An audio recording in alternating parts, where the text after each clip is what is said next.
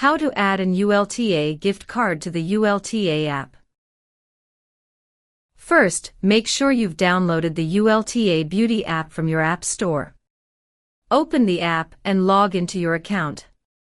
If you're new, just take a moment to create one. It's free and easy. Once you're in, tap on the account icon at the bottom of your screen. This will bring up a menu with several options. Next, find the wallet or gift cards and credits option. It's usually in the main list here. Now tap Add Gift Card. This is where you'll need your gift card handy.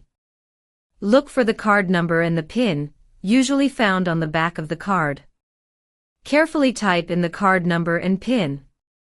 Make sure you've got it right, then hit Add to Wallet. And there you go. Your gift card is now saved in your ULTA wallet. Thanks for watching.